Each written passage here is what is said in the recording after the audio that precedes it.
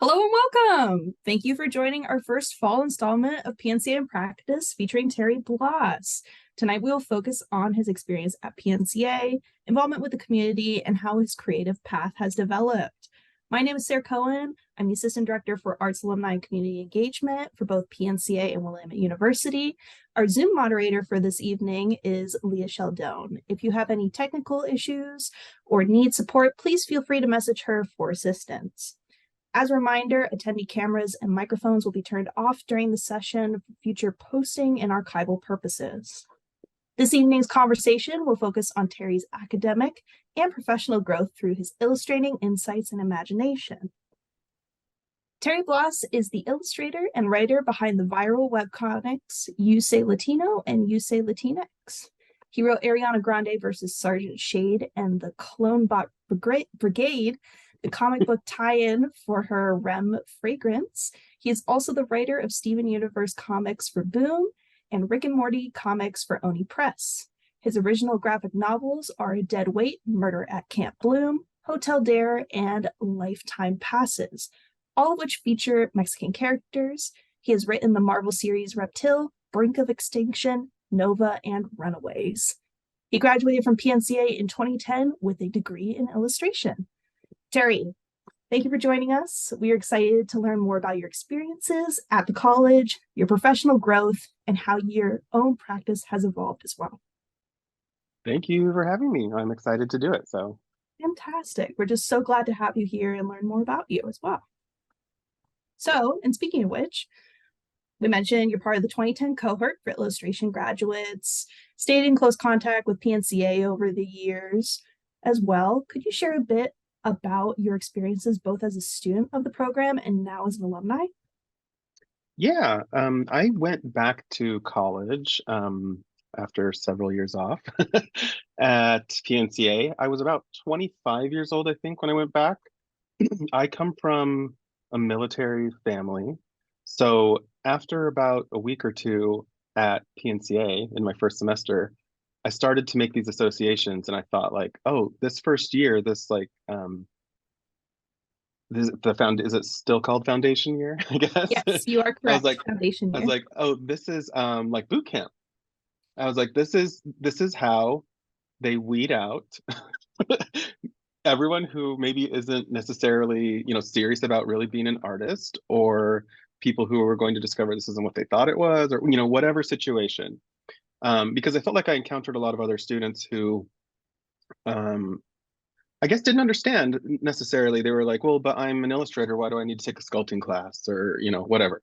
And my frame of mind was sort of like, you know what, we're playing with clay. If you can figure out how to sculpt something in 3D, it's only going to inform for the better the way that you draw it in 2D, So I felt like I started to see the value in those other classes and would really find the value in them later after graduating as well. But yeah, I really enjoyed my time at PNCA. I'm not saying that students who were younger, most of the people in my classes were about 18, 19, like more fresh out of high school than me. I'm not saying that someone who's younger couldn't be dedicated or have that frame of mind, right? Like that dedicated kind of frame of mind. But for me, I felt like I was ready to learn what I needed to know and start working.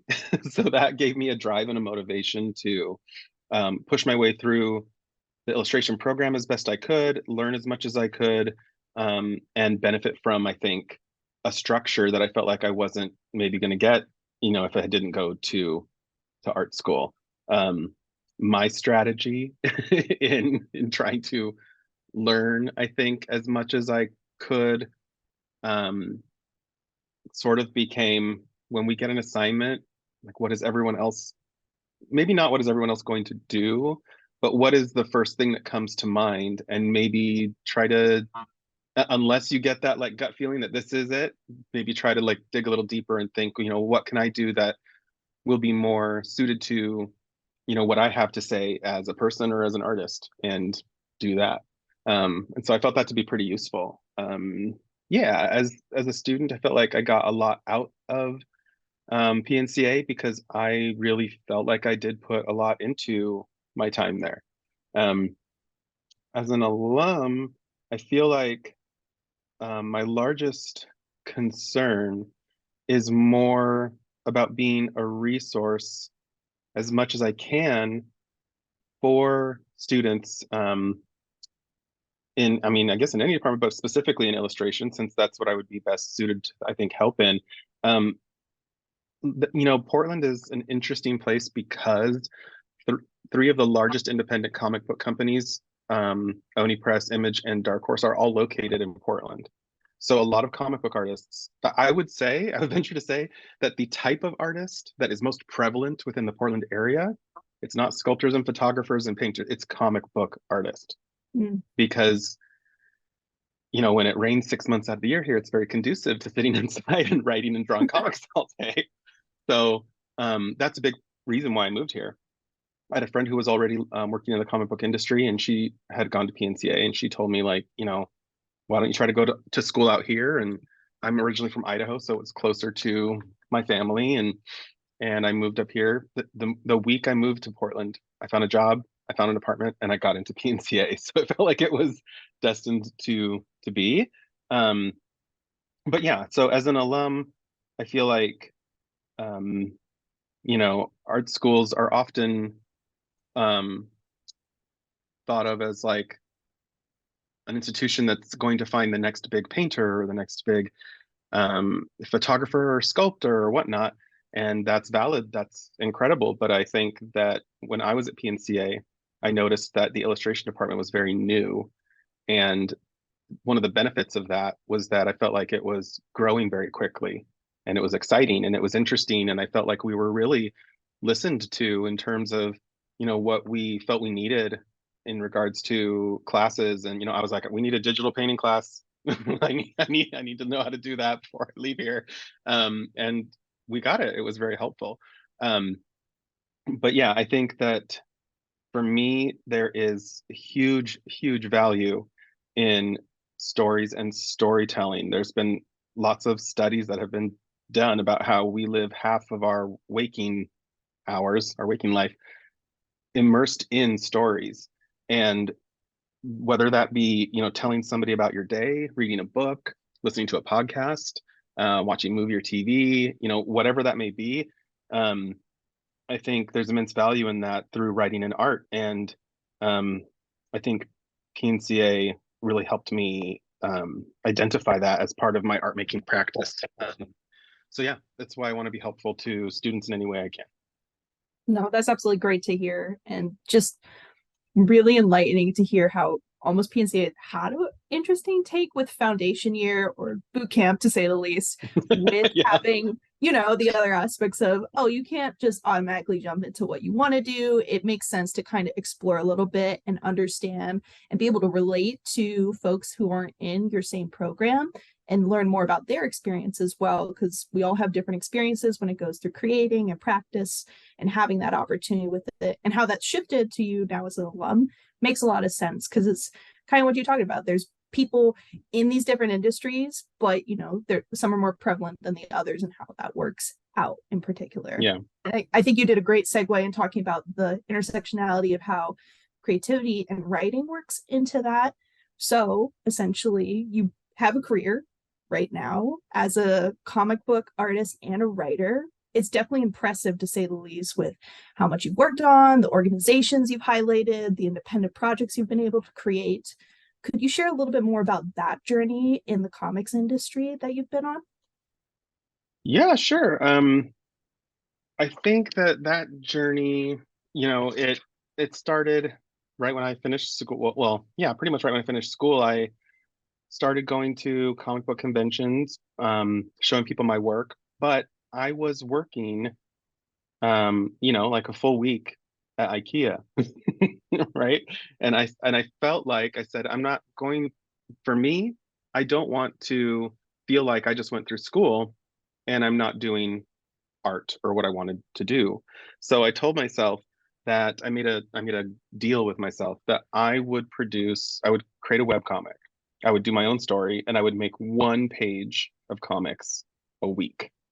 And that didn't sound like a lot, but when you're, working the 40 hours at IKEA and then you get home and you want to eat and watch your TV show and then go to bed. And you have to write, do the layout, do the pencils, do the inks, scan that, clean that, color that, letter that, and then prepare the blog post. It is a lot for just 1 week. Some weeks you're going to do a splash page. It's going to be one image, great. But some weeks you're going to have more to do. So that was the deal I made with myself. And I said, if I do that, it's going to be teaching me, I think, a lot, and hopefully I'll improve. But at the same time, within a year, I'll have a whole bunch of work that I can show in terms of sequential storytelling that I can start taking to conventions and whatnot, meeting people, getting portfolio reviews and whatnot. So that's exactly what I did. I started meeting people at shows. I ended up meeting a good friend of mine. Her name is Natalie Norgat. She is or was a Portland-based comic book artist, and she was a member of Helioscope Studio in downtown Portland, which is the largest collective of independent comic book artists in the country. And she invited me as a guest to come draw there a few times. And I went in with the mindset that, oh, this is a group of professionals who are working. I can't come in there and be a distraction. I can't come in there and not work or produce anything, if this is a good networking opportunity. And I went there several times, eventually to the point where they saw that I was productive. They got to know me, like my work, and asked me to be a member. So once that happened, I, through networking with Natalie and a few other people, got some comic book cover work. That translated into meeting the editors for those covers at conventions, getting more work that way. And then after a few years doing some sequential and cover work, I had to have a difficult conversation with myself about what my technical abilities and limitations maybe are, and do I have the time to improve immensely, or what do I need to be doing? And I realized, I love drawing people, I love drawing animals, I love designing characters. I don't necessarily love drawing buildings and cars and things like that. When you draw comics, you have to be able to draw everything, like anything that's on the page of the script, right? And I thought, well, if I still want to work in comics, how do I continue this career if I'm not necessarily doing sequential interior pages? And I realized, the characters and things that I loved to draw and that I loved to make up when I was a kid, that was the best way I had to sort of tell stories that I wanted to tell. And I thought, well, I can try writing, I suppose. I think I have some good ideas, and maybe I'll try this. I wanted to do it in a smart, dedicated way. I didn't want to just jump, you can't just, like you said, with foundation year, that's the whole point. You can't just jump into something, and you can't just start building a house. You have to have a good plan. Like an architect has to design that first. So I decided that while I was drawing comics, instead of listening to podcasts and watching movies that I'd seen a million times, I could utilize my time better. So I started listening to every YouTube tutorial on writing, comics writing, script writing, storytelling that I could find. That led me to books, that led me to other things that I felt helped sort of teach me how to write. And from there, I started pitching books, pitching ideas to different companies and people that I'd networked with here in Portland. And that's when I think my career started to move a lot quicker, which told me that's probably what I should be focusing on. I still draw plenty. It's not like I don't use my degree. I absolutely do. I just did 3 comic book covers. I do commissions for people all the time. I still draw all the time, but I love doing both. So that's absolutely fantastic to hear. And it kind of reminds me about the discussion that's prevalent for a lot of people with work-life balance and how you navigate, things you really like to do versus things that you're like, oh, I'm not sure as much about what I want to do yet. And process that. I think your concept of having the YouTube videos be more of like a podcast than anything in guiding your own personal growth and learning is such a unique way that makes a lot of sense in how that happens for sure. I've treated YouTube as my second college experience in a way. Like, I felt like there was no way when I went back to school that I could have maybe done that on my own. Like, I needed the structure. I needed I'm going to go to class today. I'm going to do this. I need to learn this. Being exposed to things that other artists were, bringing in.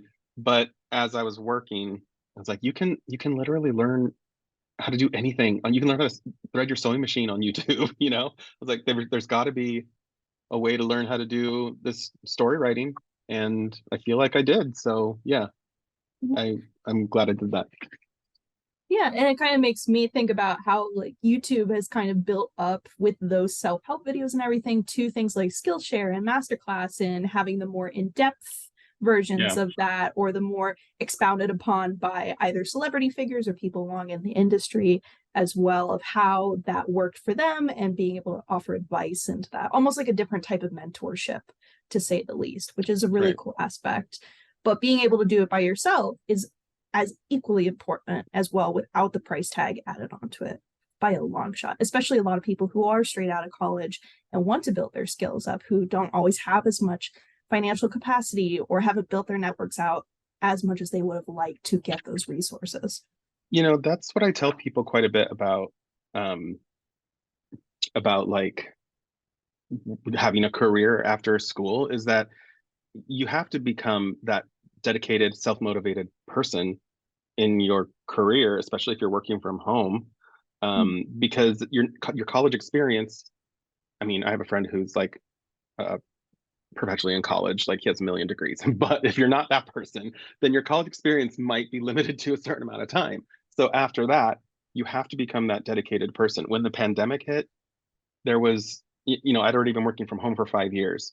And a lot of people were, during that time were like, oh, you're so lucky that you get to work from home. There's nobody telling you when to get up and nobody, forcing you to go to work. And I was like, guess what? There's nobody telling me when to get up. I could literally sleep until, all day if I wanted to, but I can't. If I expect to get anything done, I have to become a dedicated, motivated person. And once the pandemic hit, I think a lot of people found out what it was like to work from home and how, you, if you're in your pajamas all day, if I'm in my pajamas all day, I'm halfway to a nap. So like I have to, I have to do my best. It doesn't always work, but I have to do my best to like get up, put myself in, work mode and put in a full day at my desk. So Absolutely. It just kind of makes me think of things that are equivalent to foundation or boot camp, to say the least, which kind of build up that discipline to get yourself yeah, learning in that mindset as well. yep, absolutely. So circling back a little bit, you previously mentioned that you like to give back to the school, want to be involved with students and give support for them. And you've done that in a myriad of ways. And we can talk a little bit more about those as well. But on the fun side of things, what's been the most rewarding and meaningful experience you've had in doing that, giving back to the PNCA community? Well, I would say there's probably a couple things. One thing that I really enjoy is if I'm the instructor for an independent study with a student, um, I usually like to have a session where we start with, tell me everything you want me to know about you. You know what I mean? Like, what are your inspirations? What kind of art do you like to do? What all that kind of stuff. Um, because I feel like by default, with what I do, you know, comic books. I love TV. I love cartoons. I mean, look at this. So I feel like just by default, there's going to be some crossover with some of the interests that these students have and some of the things that I'm familiar with. So I would say most of the students that I've done independent study with, grew up reading comics. They love comics, especially manga. And I think that's a dirty word for a lot of people in art school, right? But you can't fault young people for being inspired by and responding to Japan pumping their cartoons into the United States in the 70s, 80s, and 90s. Like, it's just that's what happened. And so, you walk into a Barnes and Noble. I worked at Barnes and Noble for 4 years. You walk into any Barnes and Noble now, and you are hit with 6, 7 shelves of manga. It's a very profitable, you know, thing now. And so I think hearing a student say, oh, well, I'm really into like One Piece or Demon Slayer or whatever, and I go, oh, cool, great. So you like anime manga? Check out Rumiko Takahashi. She is the most successful, beloved, wealthiest person in all of Japan. Not even comic artist, writer, or woman in Japan, person, right? So like, why is she so revered there? Go look at her stuff. Go read Ranma One Half. Go check out Inuyasha. I think seeing their faces light up when they recognize that I kind of know what they're talking about and can recommend other things to them. I feel like that's really helpful because I do like helping students visualize a thread of, oh, you're inspired by this. You should see what inspired that. And you should see what inspired that, right? Um, I'm a huge fan of the comic series Bone, and then finding out that Bone was so inspired by like the comic series Pogo, like it's great. You can start to make those connections. So I think just by default, recognizing and certain things that they like, and then having them tell me certain things that inspire them that I've never heard of. I think that's exciting. But just being helpful to students in regards to their art making practice has been the other rewarding thing. I think something that happens a lot with students who are making comics for the first time or learning about making comics, inevitably I'll ask them, so tell me about a comic you want to make. What's this comic you want to do?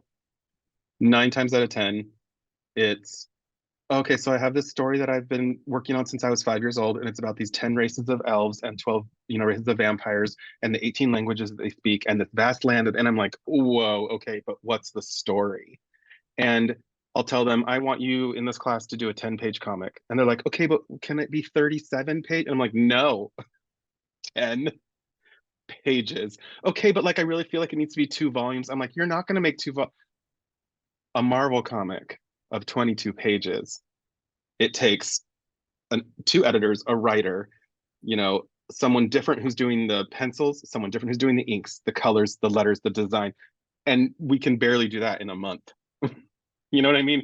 So if you're going to be doing all this yourself, I think that's been one of the most valuable things is helping students. We were talking about, boot camp, creating that foundation.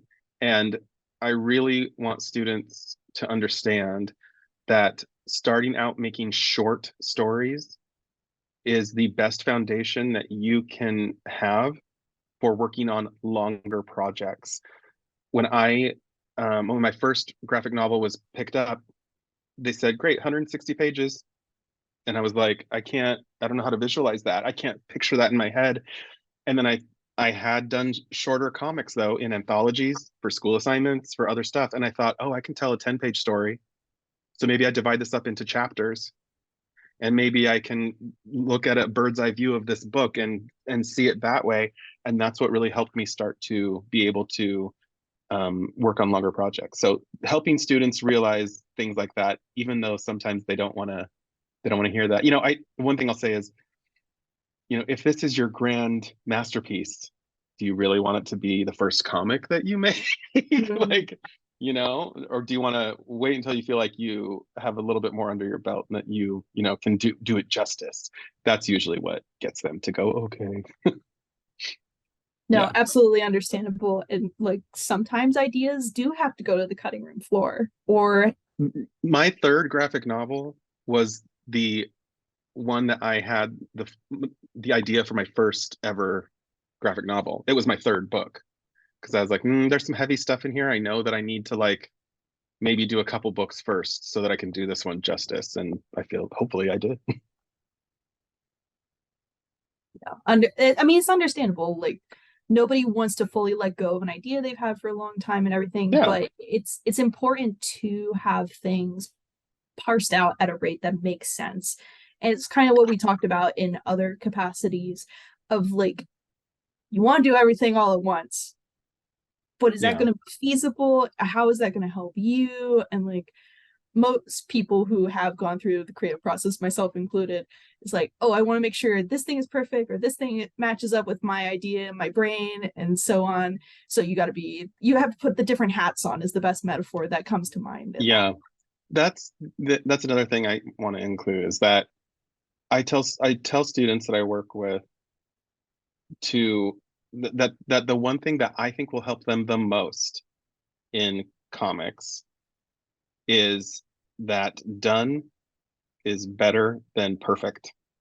I was like, is anything in this world perfect? And like, no. I was like, okay, then your project's not going to be perfect. Your book's not going to be perfect. Finishing it and having something to show someone, having a book you can hold in your hands, that's more valuable than it being perfect. Then make the next one perfect. You know what I mean? Like, great, try your best to do that. But having something that's done means that it's proof to an editor, to yourself, that you can set a goal and complete it and have a project that's done. I think a lot of us suffer from, imposter syndrome, or, we're very sensitive. We want this thing to be perfect. We want to show everybody how good we are at making art or making stories. It's not helpful to put yourself in that mindset. It's more helpful to finish something, have it, and then move on to the next project. Absolutely. It kind of reminds me of the we talked about studies a little earlier. There's a couple of studies where it's the quality versus quantity argument that goes into it. And I've seen this a lot with the discussion of art school being brought into it, where I've seen a study about like a video class in particular, where it's like, okay, I want you to make this half of the group does one long form project for the entire term, and this group you make every single week a project for the term, and it's on the same scale and everything. And it shows the difference between the quality versus quantity, because quality sometimes you get a little lost in your head and about that perfectionism instead of just doing your best with what you can, while the quantity version goes more to, oh, I can mess up here, or like, oh, I can experiment a little bit more here. And I think that's how the flexibility works in, especially in giving advice for creative projects, makes a lot of sense. Yeah, I totally agree with that. So I think it's good advice that you've given your students to like, don't get too wrapped up in it.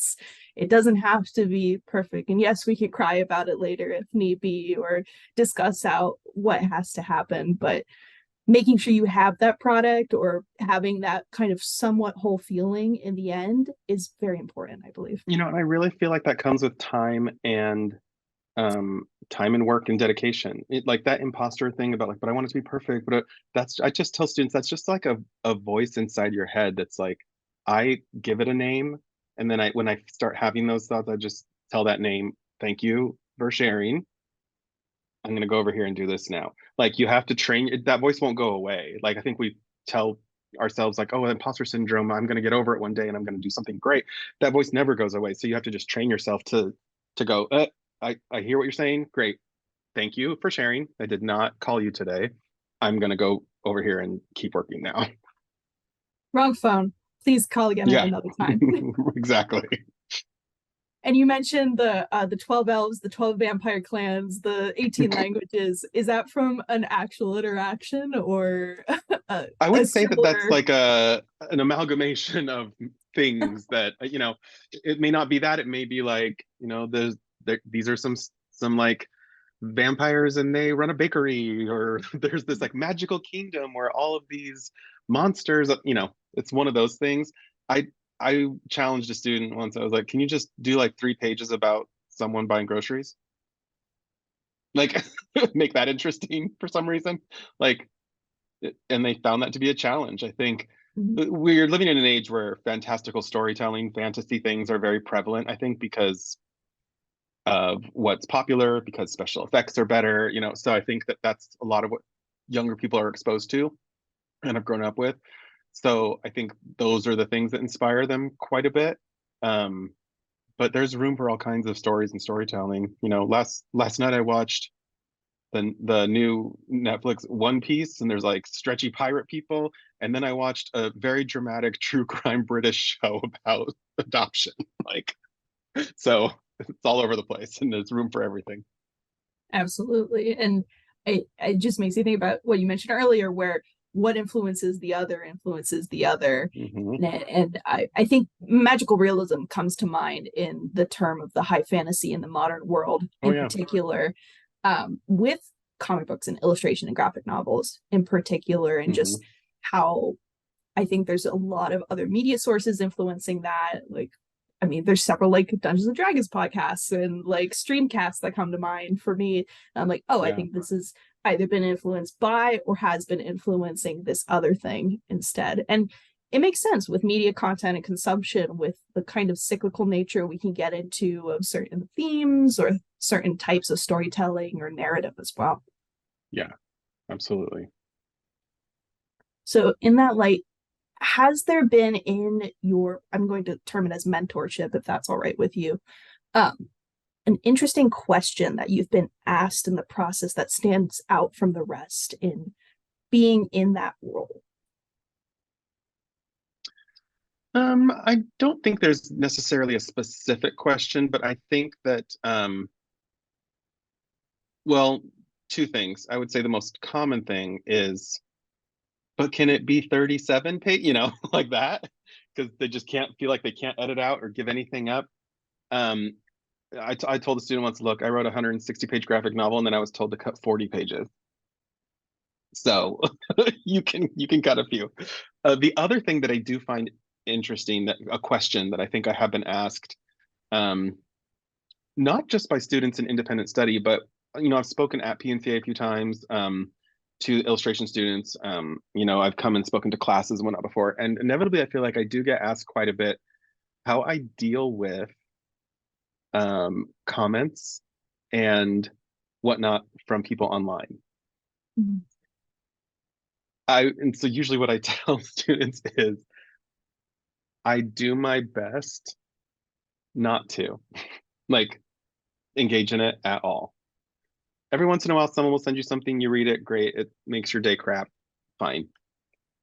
But for the most part, like I'll tell a friend of mine, I was like, if you see something, send me the good ones, reject everything else. I don't want to see it. Because I want the people in my life. I want the people who I respect, artists that I like. I want them to think I'm a good person. I want them to think that what I make is great and respect me. But some stranger on the internet, like I don't care about that. I don't have time for that. And what I try to tell students is think about an artist that you love. It could even be like a singer that you think is great, maybe somebody super famous, a writer, a painter, whatever. If there's somebody that you really admire and like, I think they've probably been prolific enough that they've put out some work, which means that they are busying themselves with making work. Like Beyonce doesn't read the comments. You know what I mean? Like she's busy. So like that's the best example I could think of. But like that's what I try to tell them is like just busy yourself with making stuff. You don't have time for that. And recognize that somebody who's writing something negative on the internet, especially about you, um, what they're really telling the world is that they have nothing better to do, which makes them a boring person. Like I don't know how else to say that, but like that's what I think. If the world maybe recognized that, oh, people making nasty comments online, what they're really saying is that they're a boring person. Like things might change a little bit. But yeah, I just do my best not to engage in any of that stuff. But you know, I could spend time, and I have before in the past, so which is why I don't do it again. I could spend time like schooling that person, lecturing them, sending them stuff like you should check this out. You said this and you're wrong. That's just a waste of time. It doesn't ever matter. So yeah, that is something that I think I've been asked quite a bit. Again, by default, I think the world that a lot of younger students have grown up in is this instant reaction sort of culture. I went to high school in the 90s and I feel like I knew when to kind of like, that's not my business. Eh, you know?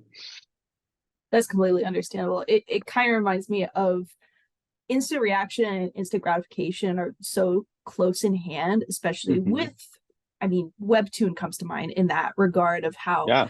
much advertising they're putting out and how many new creators are and how many spotlights and just the way that their commenting system works in how it just pops up automatically once you get to the end of a chapter, or it reposts in a way. And I think on the creator side, it has almost like an interesting triage where it shows everything after you've posted certain things as well, if I'm remembering that correctly from some other folks. I love, though, your example of thinking about another person who's either had success or someone you admire and so on, as kind of like, what have they done? How have they handled this?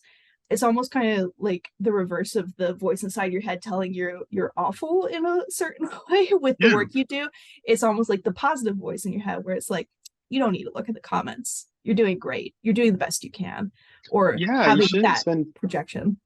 yeah, like it's a waste of time to spend your energy on people who are hating on you. Like you should just spend your energy um doing what you can to like create cool work so that you can share it with people who have been supporting you from the beginning. Absolutely. What are we without a network to help us build along the way? I mean, Absolutely. we're a society based off of storytelling for a reason, I believe, is Hmm. a major part of it. And I think by having those people to share the story with you, whether it's in the work in progress stage or it's in the review stage or the editing stage, will always matter in how you're building into your final work. Totally. I agree with that too. Yeah. We love to hear it. So, kind of shifting back to a more advice standpoint than anything else, is there anything that comes to mind to you for students or for their friends and family supporting a student in their life on what options after graduation they may want to seek out for roles either directly in or tangentially related to the comics industry? Sure. Well, I would say start that while you're in school. So while you're in school, if you're not following every artist that you think is great, like on their Instagram, on their, I don't know if Tumblr is still a thing, whatever, on whatever social media there is, Threads, Blue Sky, whatever you want, follow all those artists. That would, I think would be the first thing. If you're going to PNCA and you want to get into comics and illustration, go to Rose City Comic Con in September. Go see what those artists are selling, how they're selling it. Essentially, what I would love for students to do who want to work in comics while they're in school is to be very observant. Um, like you need to know about the industry that you say you want to work in, right? Again, with so many young people wanting to make manga, like that's great, that's fine. But unless you're going to be like an American artist living and working in Japan, maybe you are. But unless you're going to be that, then you likely will be working in the American comic book industry. And that's fine. But if that's the case, then you need to like why don't you know what the top 10 best-selling comic books of all time are? Why don't you know like which comic book companies are local to Portland? You should look up other small comics or zine shows that are in the area. Um, Go to Emerald City Comic Con in Seattle, take a little road trip with your friends. Like we're in a good position here with a lot of comic book companies and a lot of people being around that you can get to know and network with. So once you're not in school anymore, I would say start looking for internship opportunities, whether that be at comic studios or companies. Know about like I said, know about the industry you want to work in, but like look them up, see if they are, if there's job postings for low-level entry jobs at comic companies. Um, there's plenty of things you can do. One thing that I would say, that I would recommend is that it when you work in comics, how do I put this? Doing just one thing, in my opinion, doesn't always pay well. So if you're worried about money, what's that phrase? Like jack of all trades is a master of none, right? So like I think that that full phrase is, or the rest of it, I think is like, but oftentimes better than master of one. So what that means to me is like by default, again, talking about foundation year, my foundation for comics was making that web comic while I was working at IKEA because that taught me how to write, pencil, ink, color. So when I had less work coming in, I found work coloring. There was one year where I colored 2 graphic novels for someone. I was like, well, I can color, and that's work, so I'm going to do that. And my coloring skills like grew during that time. So I don't necessarily believe in that like, master of none. I feel like if you can be a versatile artist and be able to do lots of things, I would love to edit books one day. I think I would be really good at it actually. Now having been an artist who writes, I feel like starting out drawing comics helped me know what I like and don't like to see in a script. So that's helped me know how to write one for another artist. Now writing scripts for artists and dealing with an editor and working with editors, I've seen what they ask of me in a script. I know what I don't like from an editor. I know what I respond well to. So I feel like just being, versatile, being able to like not limit yourself to just one specific job. Sure, you might want to draw comics, and that's great. Draw some comics, but don't be afraid to color comics or ink comics. I can letter comics if I need to. It's not my favorite thing, but I can do it. And putting in the experience, putting in work, doing something that may not be exactly what you want to do is only going to benefit you in the future, in the long run, because it will add to your skill set, and it will hopefully help you network with other people. That makes total sense to me. And it goes back to our conversation earlier about like the many hats type of game where it isn't always feasible. You might come across burnout and everything, but being able to build upon those to make yourself better, whether it is in comics, whether it is in animation or film or writing, just pure and simple writing and other mediums, it's always important to open yourself up to those other opportunities as well. I know an artist whose sole goal is to work for, is it Blizzard? Yes, The company that makes Entertainment. right? And that's great. That's a worthy goal. That's totally fine. But because of that, has rejected jobs at other game studios. And I'm like, do you not understand that like working at this game studio is your best way to potentially, I have a lot of friends who work in animation down in Burbank, and if your goal is to, I really want to work on this one specific show at Nickelodeon, well, great. But when that show's over, all these artists who work at animation studios, I have a friend who's worked at Cartoon Network. That job ended, so they went to work at like Nickelodeon. That job ended, so they went to work at Disney. That job, so they bounce around to lots of different studios. And if you're like, well, I don't want to work for that one, okay, I don't know why. Like maybe you have a reason, and that's fine. But being open to moving around in those job opportunities, like having all of those on your resume, for me would be good to be like, oh, you've worked for so many of them. I know that it's not by any fault of yours.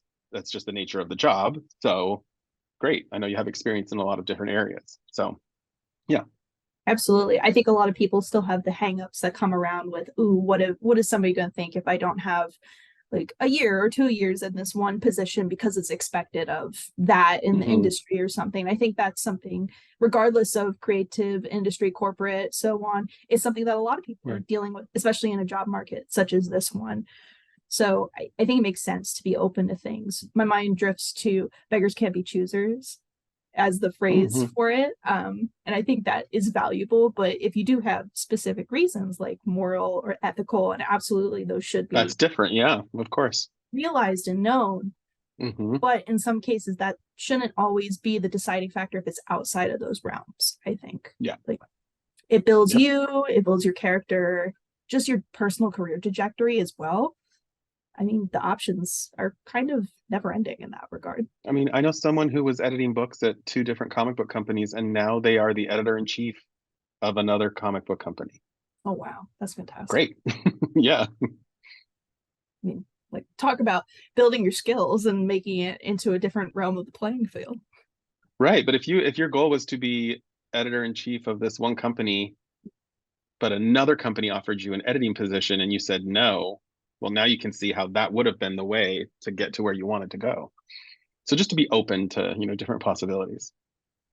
For sure. We got to keep things open.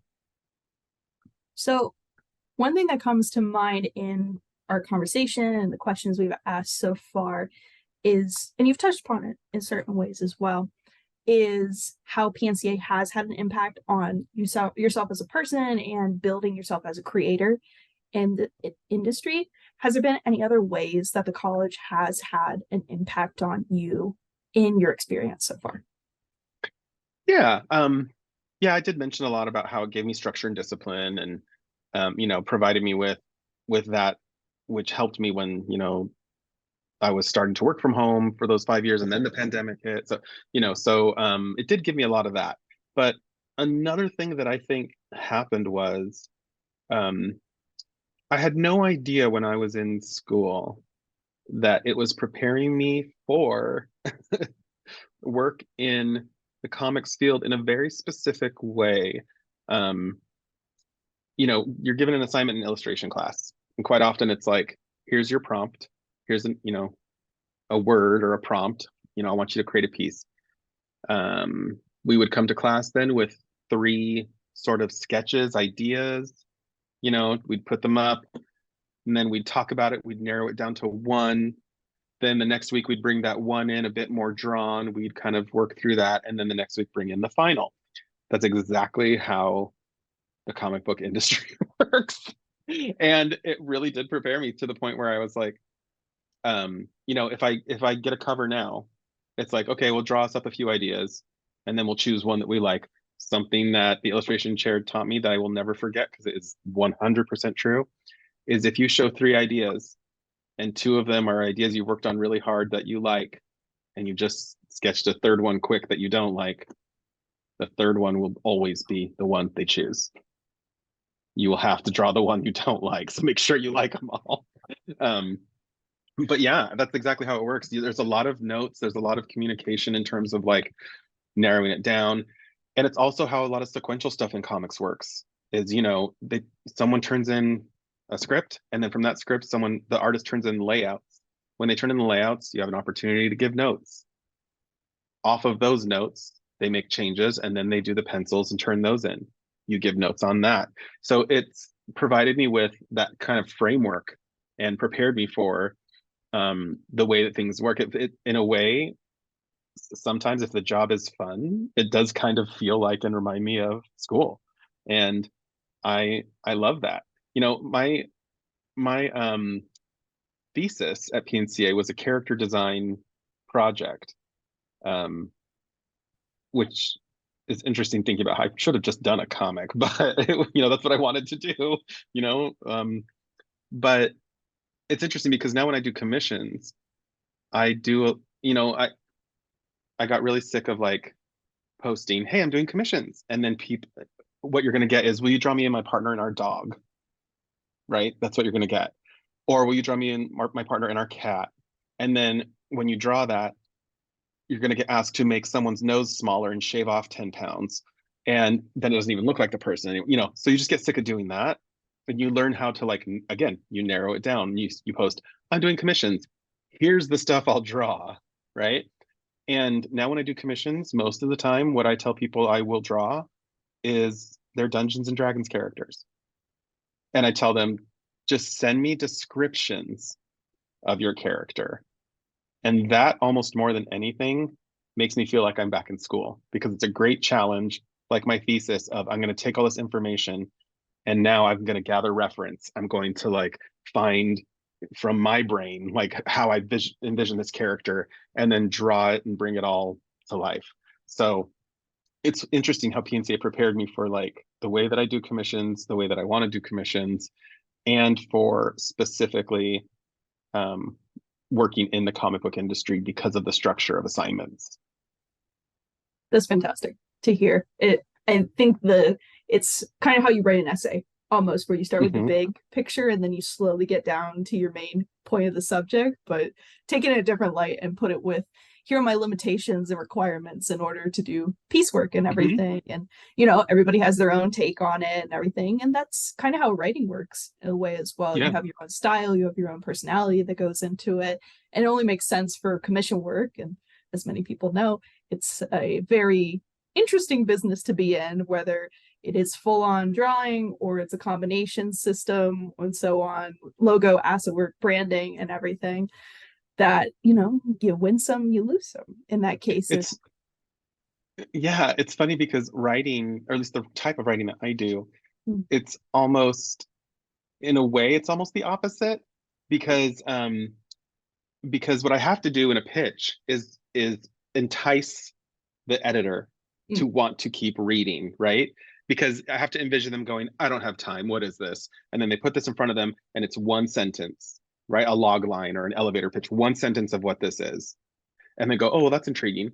So then beneath that is a paragraph. And so a little bit more description. They read that. And if they go, okay, I like that, then a long synopsis.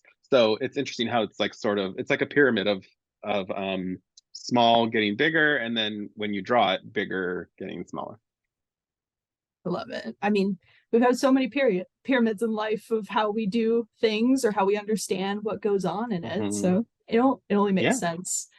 And pitchwork in itself is a different entity that not many people are familiar with by a I long love shot. teaching about pitching. It was the when I was well, I'm still a member of Helioscope. I just haven't been in quite a while, but that's usually what I would teach our interns is about pitching and how to pitch graphic novels.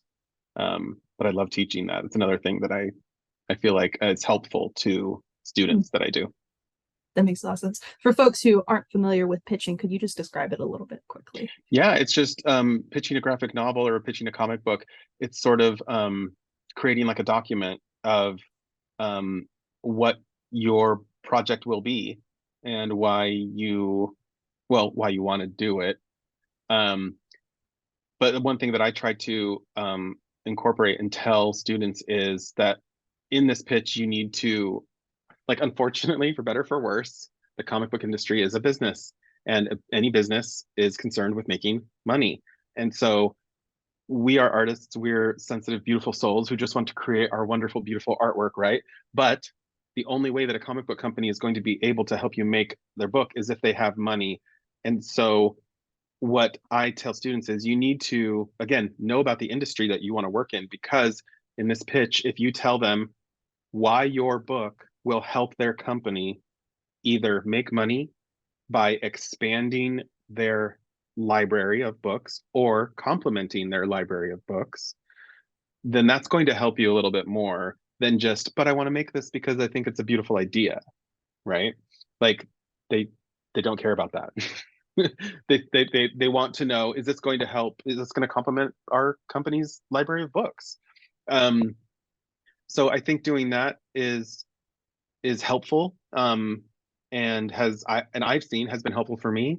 But yeah, I think telling people, I tell students sometimes that what we do as creative people in the comic book industry when we're pitching something, unfortunately, sometimes is convincing people who are not necessarily creative but business minded Hmm.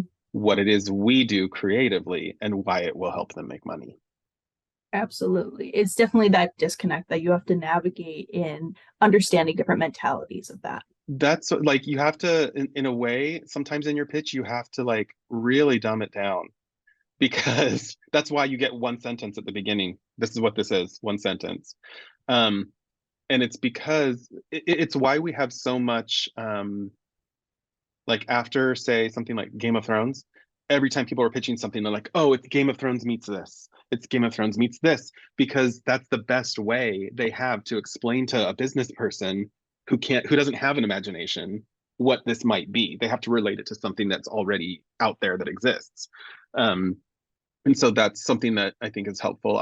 Knowing what your project is like out there. I think sometimes students are afraid, like, oh, but I have this story and I've been working on it forever and it's just like this other thing. I have two books that are just like very similar to a Disney movie and a Ryan Murphy show. Okay, great. Like, did I watch that and copy it? No. Did I sign my contract before even knowing about these? Yes. So there's room for, if I told a student, I told this to a student. I said, if I told you, oh, there's this kid that finds out that they, have magical abilities and there's a school that they can go to with other kids like them who have the same, powers, what would you say? And they're like, oh, well, Harry Potter. And I'm like, cool, for me, that's X-Men. Mm. If you're a kid of the 80s, that's Fame. Like, there's room for similar things out there. And if there wasn't, then we wouldn't have so much like modern high fantasy TV shows and movies, you know? No, it totally makes sense to me. And just thinking about all the different iterations of it as well is very amusing. And the Hansel and Gretel down the line of what's connected to what. And That's things. exactly it. And like, um, there was like several months ago, I was watching like Shadow and Bone on Netflix, right? And my husband was like, "Which one's this?" And I was like, "What?" And what he was getting at was that like this looks just like Lord of the Rings, Harry Potter, Game of Thrones, because the point was, oh, all of the modern fantasy we have is very European in its visual language. So when I pitched my book Hotel Dare, I thought about that and I was like, look, if this is a fantasy for like all ages, but it's inspired by Mexico and the dragons can be feathered serpents and the castles can be pyramids and like by default that makes it different and that's something that I grew up with, that kind of imagery and iconography. So I can write it, I can speak to it. And I don't think, besides like Maya and the Three, which is a fantastic animated series on Netflix, there's not much high fantasy we have that is inspired by, say, like Aztec, Mayan, Olmec, Toltec culture. So, anyway, Whole other story, but yeah, especially one that's episodic in nature rather than like a film yeah, or a movie. And of course, we're getting into a category that can be its own entire conversation as well. yeah. Many of these can delve into their own conversations. And I know that we're getting close in time for folks who are in this evening. So just a couple more questions before we start to wrap up. Harry, we've talked a lot so far, obviously, and it's been a great conversation. Of course, is there anything that we haven't touched upon in this that you think we should mention?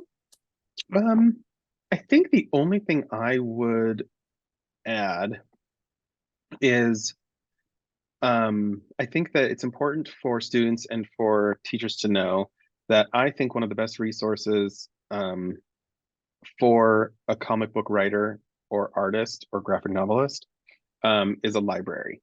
Mm.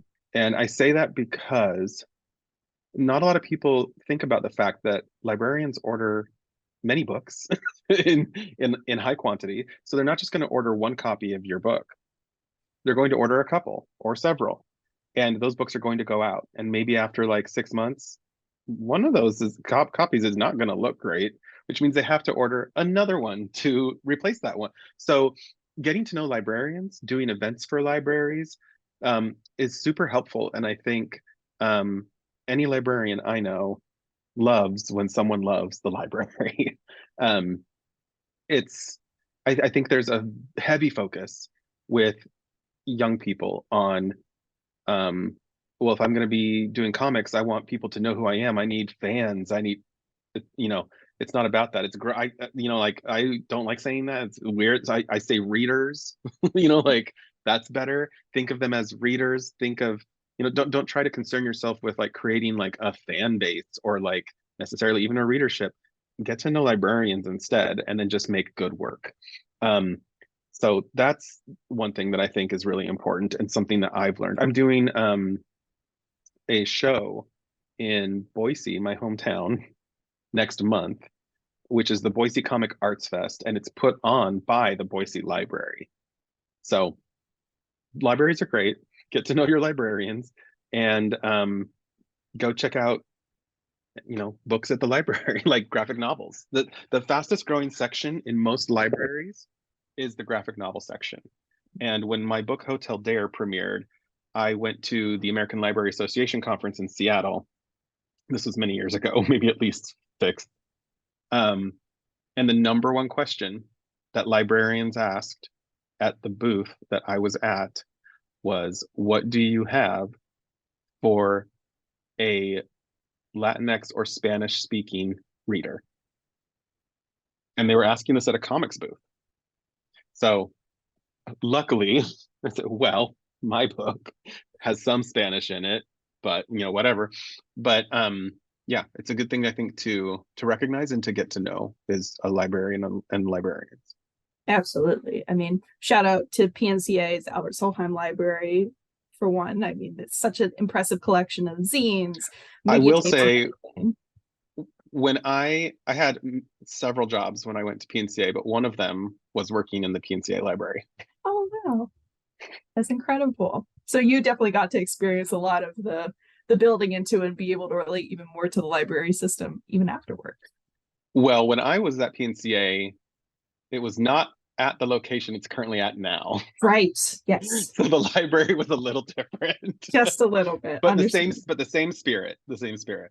Yes, we have to give the library credit where it is due, even if it was before in I don't remember the address, but in the prior building is now at the Over in the Pearl. The Pearl, of course, the good old Pearl district. But yes, no, please go to your libraries, folks. It is a fun time, and it's great to see. Even if they might not have everything you want, it is definitely a fun time to go there. Maybe they could order it. Maybe they could order it, for sure. So before we come to a close, Terry, quick self-promotion for you, for folks to like find you online and everything and learn more about your work on their own time. What's your best advice for that? Yeah, another thing I never forgot that I learned in art school, head of the illustration department taught me, was be easy to find, right? So I'm at Terry Blas on all the socials. My website is terryblas.com. You know, my email is terryblas@gmail.com. So that's where you can find me. I have a few projects that are coming out next year, one in early February, which is a graphic novel called Who Was Her Own Work of Art, Frida Kahlo.